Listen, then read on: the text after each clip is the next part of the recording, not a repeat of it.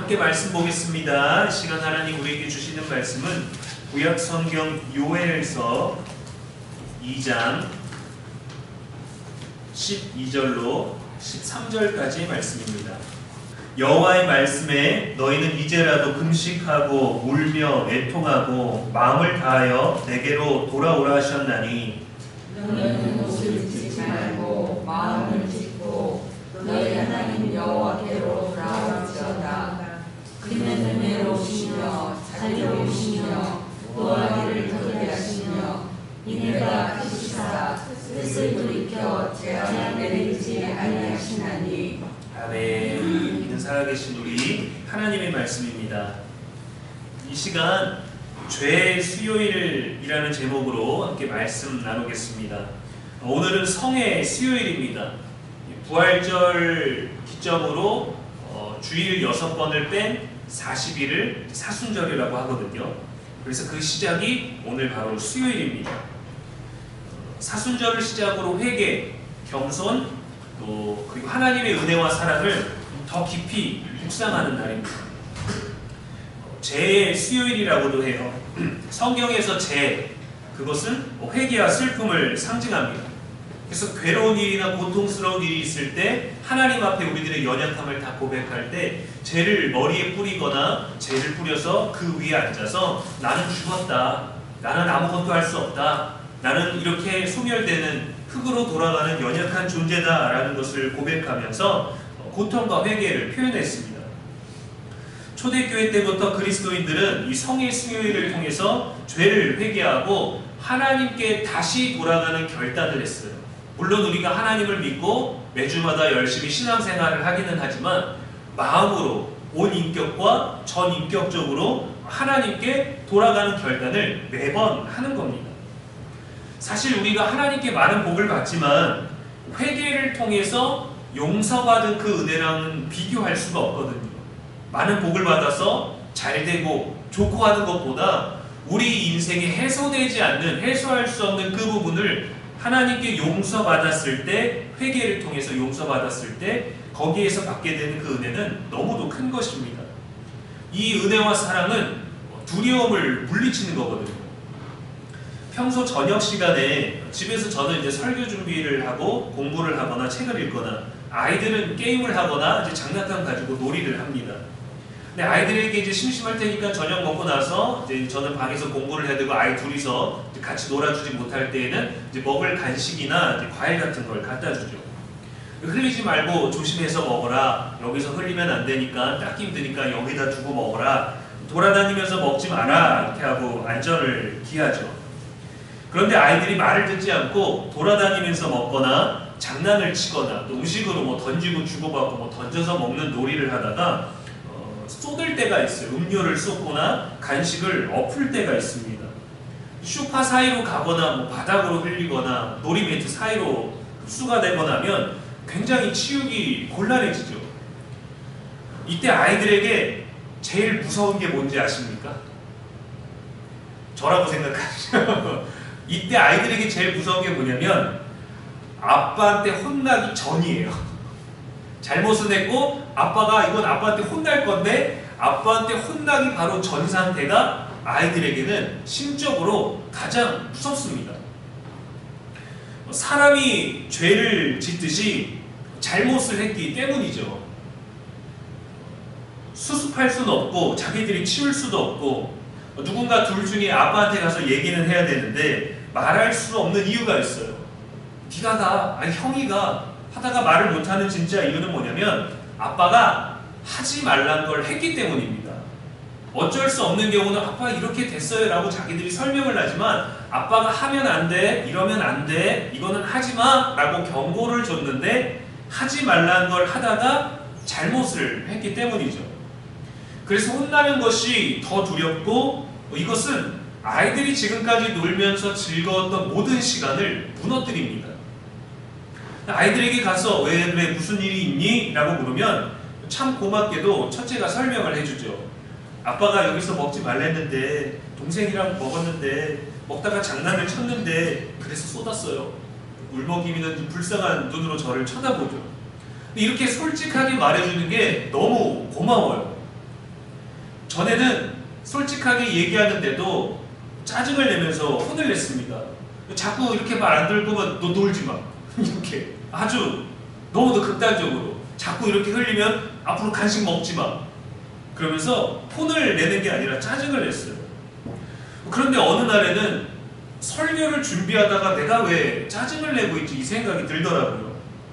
내가 설교 준비한다고 공부하다가 책을 읽다가 여기에 집중을 하다가 흐름이 끊겼다고 애들한테 짜증을 내고 있네. 그 마음이 갑자기 망치로 저를 탁 때리는 것 같더라고요. 아, 이거는 나를 위해서도 아이들을 위해서도 절대 이러면 안 되겠다라는 생각이 들었죠.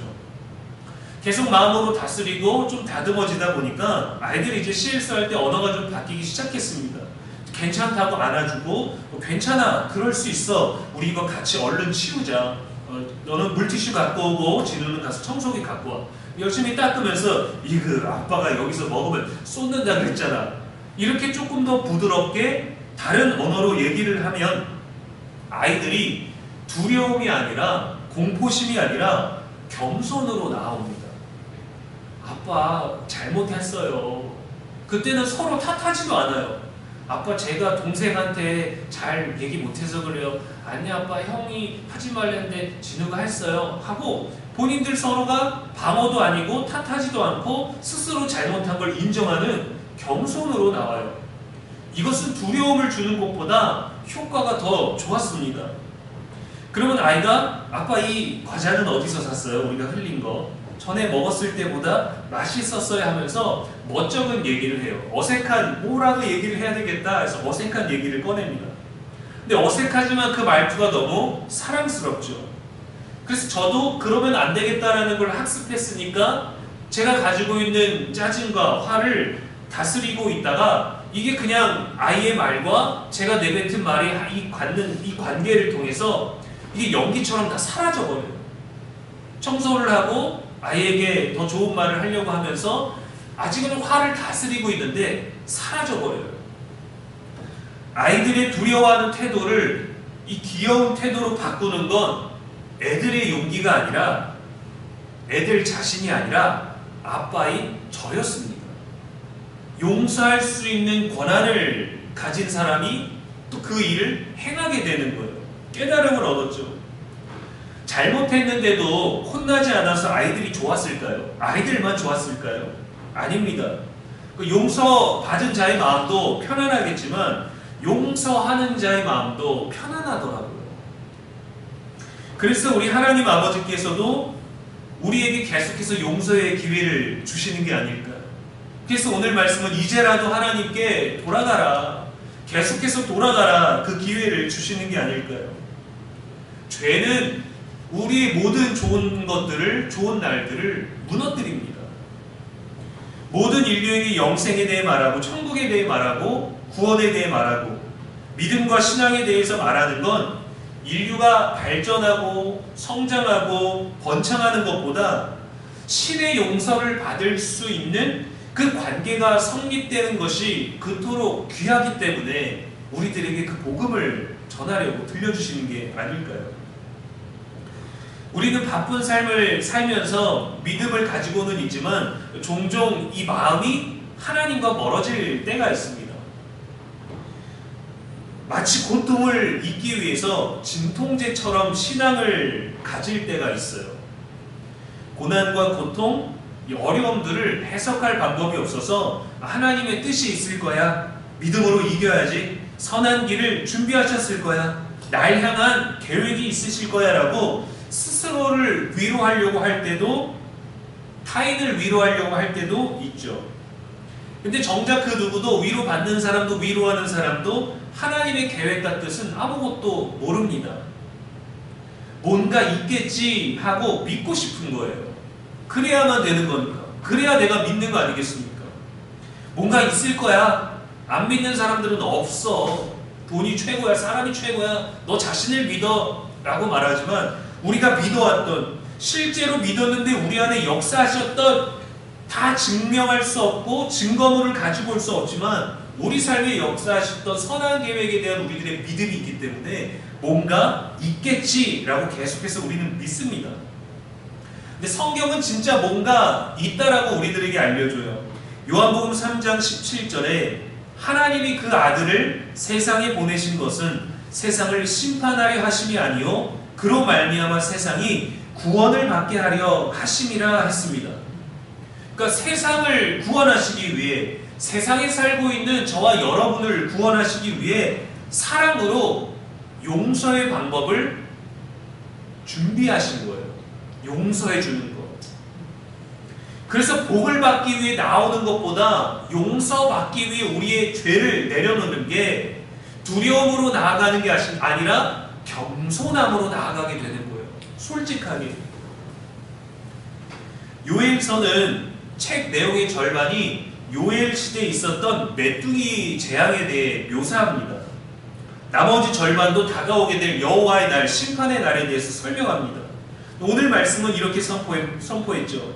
이제라도 금식하고 울며 애통하고 마음을 다하여 내게로 돌아오라.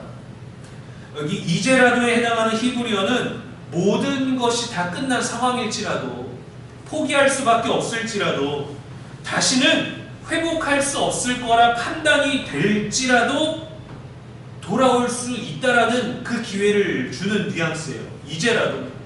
이제 깨우쳤을 때만이 아니라 아무것도 할 수 없는 끝장난 상황이고, 누가 나 같은 것을 구원해 주겠어? 어떤 신이 날 위해서 일하겠어? 누가 나를 돕겠어라고 우리가 모든 것들이 다 끝장났다라고 판단되는 그 뉘앙스, 지금 이 순간일지라도 여호와께 돌아오라는 거예요. 우리들에게 주어지는 기회와 기다림, 하나님의 사랑이 얼마나 크고 은혜로운지 엿볼 수 있는 부분입니다.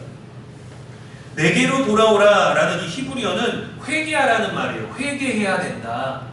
내게로 돌아오라, 회개하라. 여기서 우리가 주목할 것은 어디로 돌아가야 될지가 분명히 정해졌다라는 거예요. 내게로 돌아와라. 너는 어디로 가라가 아닙니다. 넌 어디로 떠나야만 된다. 너의 죄를 해결하기 위해 어디를 갔다 와라. 어디 괴롭고 고통스러운 것에 가서 벌 좀 받고 와라. 깜빵 좀 갔다 와라가 아니에요. 내게로 돌아오라고 말씀하시는 거예요. 모든 인생이 회개하고 돌아가야 할 대상은 바로 이 회개를 촉구하고 있고 용서를 주시겠다는 여호와께로 오라는 겁니다. 분명한 목적지가 있죠. 제가 아이들을 혼냈는데도 계속 혼내야만 돼서 말을 안 들어서 더는 안 되겠다고 다른 집으로 보내겠습니까? 어디 어린이들을 담당해주는 시설로 보내겠습니까? 그러면 아이들이 자유롭고 편할까요? 혼나는 아빠를 대면하는 게 너무도 불편해서 어렵다고 집을 나가버리고 다른 집에 가고 다른 시설에 가면 아이들이 편안할까요? 그렇지 않습니다. 관계라는 게 있잖아요. 다른 이가 아닌 자신들의 아빠에게 있어야 보호를 받고 사랑을 받고 안전하고 안심할 수 있다는 걸 아이들도 알죠. 우리도 하나님 아버지를 향해서 그렇지 않습니까? 신뢰하고 의지하고 믿고 따를 수 있는 훌륭한 사람들이 참 많지만 그래도 우리들의 인생을 책임져 주시는 분은 하나님이시다라는 그 마음, 그 믿음, 뭔가 있겠지가 우리 안에 있지 않습니까? 우리가 믿음이 부족하고 우리의 삶이 하나님이 기뻐하실 만한 삶이 되지 않는다고 우리가 하나님을 떠나서 다른 우상을 신뢰하고 지금까지와는 전혀 다른 종교성을 가지면 자유롭고 편할까요? 그러면 하나님 앞에 가지고 있었던 그 죄들에서 자유할 수 있을까요? 이것은 회피입니다. 하나님 앞에 부끄럽고 죄송해서 외면하고 싶은 거죠.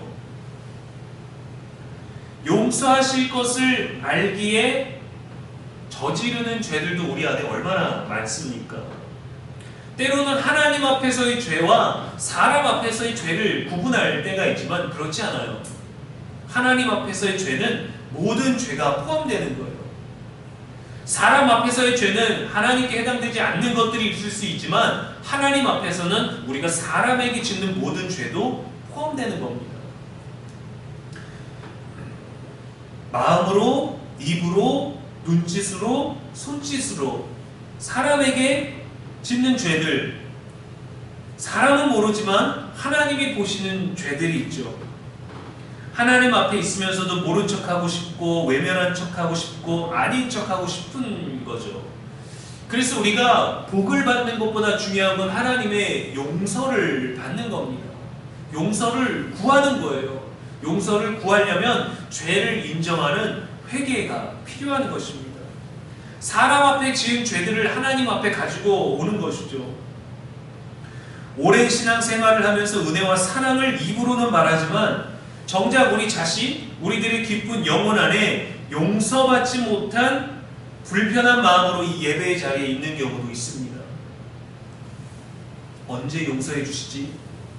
이건 내가 용서 받은 건가? 내가 자유해도 되는 건가? 신경 안 써도 되는 건가? 계속 생각나고 계속 되새겨지고 계속 떠오르는데 용서해 주신 게 맞나? 아닌 건가? 하나님의 용서가 이루어졌나를 확인하려면 내가 이 죄를 고백했는지를 먼저 확실히 해야 됩니다. 우리가 돈을 꾸고 나서 돈을 돌려주지 않으면 그리고 나서 내가 돈이 청산되기를 바라는 건 정말 이기적이고 나쁜 거고 어리석은 거죠. 아직 죄스러운 마음에 우리가 그래도 열심히 신앙하는 게 도리인가 싶어서 예의상 믿음을 지켜서는 안 되는 겁니다. 돈을 꾸었으면 갚아야죠.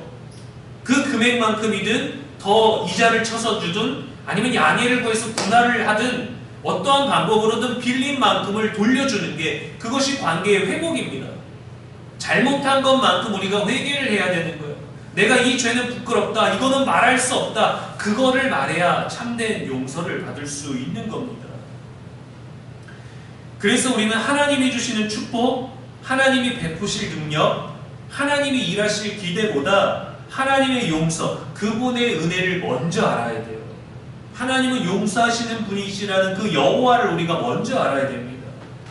호세아 6장 3절에 그러므로 우리가 여호와를 알자, 힘써 여호와를 알자, 그의 나타나심은 새벽빛같이 어김없나니 비와 같이 땅을 적시는 늦은 비와 같이 우리에게 임하시리라 했어요.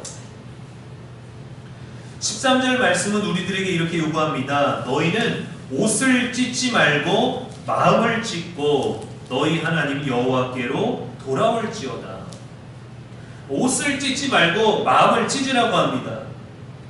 구약시대 이스라엘에서는 극심한 슬픔에 사로잡히거나 너무도 억울한 일을 당하거나 욕처럼 힘든 고난에 있거나 하나님 앞에 진심으로 눈물을 흘리며 회개할 때 옷을 찢었습니다. 야곱이 사랑하는 아들 요셉이 죽었다라는 소식을 형제들에게, 아들들에게 듣고 나서 자기 옷을 찢었죠.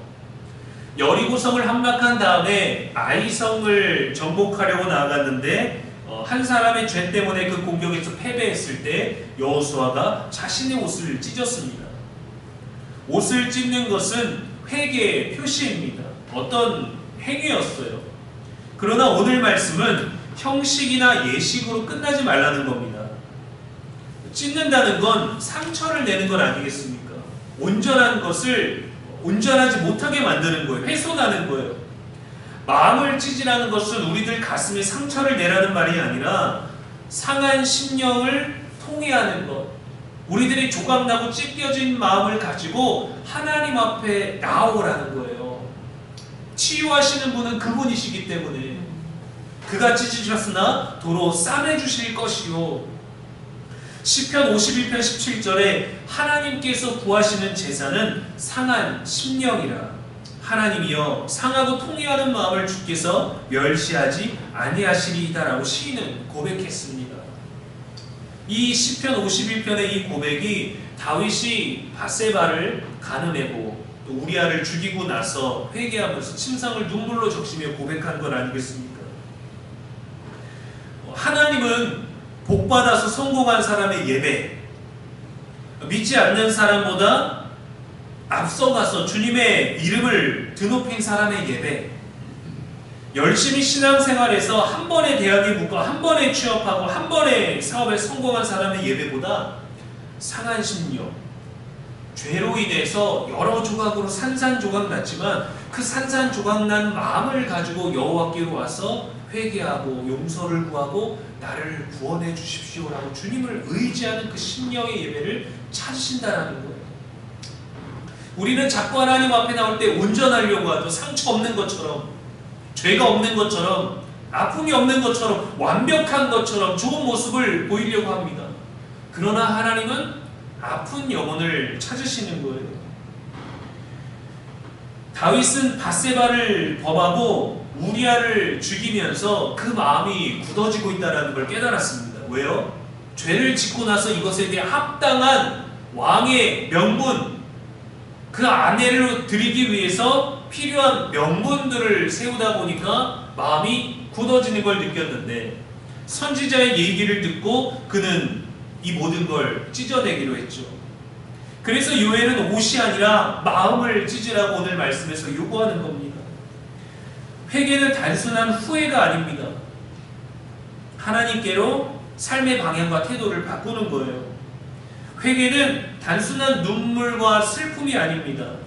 용서하시는 하나님 앞에서 용서받아야 될 누군가가 아니라 용서받아야 될 나 자신을 솔직하게 하나님 앞에서 돌아보는 거예요. 나 자신을. 회개는 삶의 형편을 높여주는 영적인 능력이 아닙니다.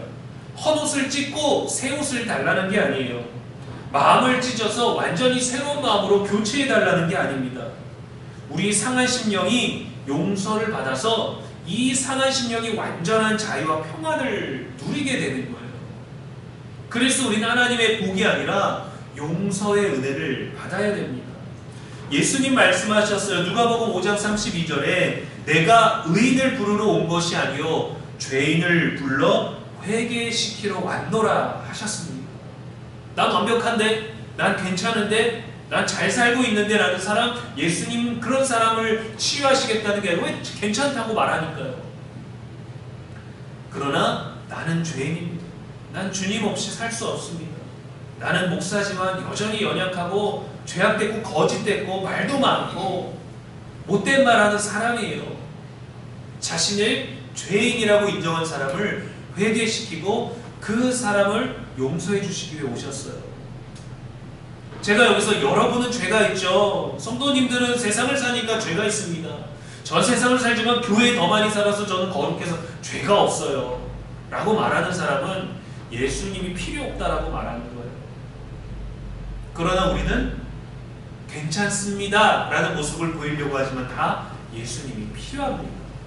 예수님의 채우심, 예수님의 복, 예수님이 주시는 형통함 늘 원하지만 정말 해야 될 건 용서를 받기 위해 회개해야 되는 거예요.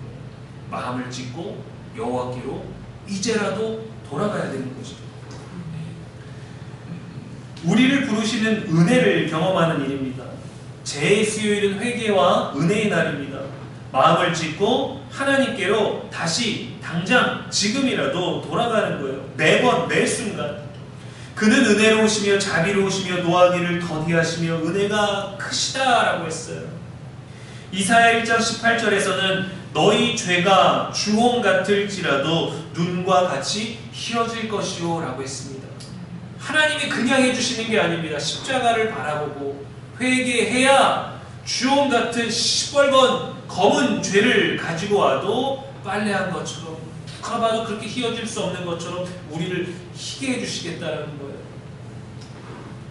우리 인생에서 가장 홀가분하고 자유롭고 긴장이 풀리면서 가장 은혜로운 때는 예수 그리스도를 통하여 우리가 나음을 입었다라는 것을 깨달을 때입니다.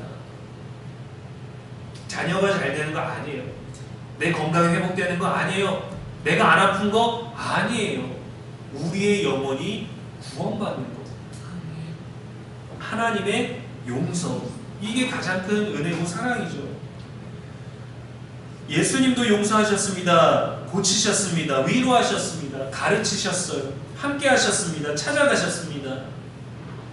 이번 사순절은 저와 여러분에게 목표가 있었으면 좋겠어요. 5시간 기도하기, 새벽에 일어나서 일찍 시작하기, 말씀 막 외우기, 성경 통독 2번 하기 이런 것 말고 예수님처럼 살아보자.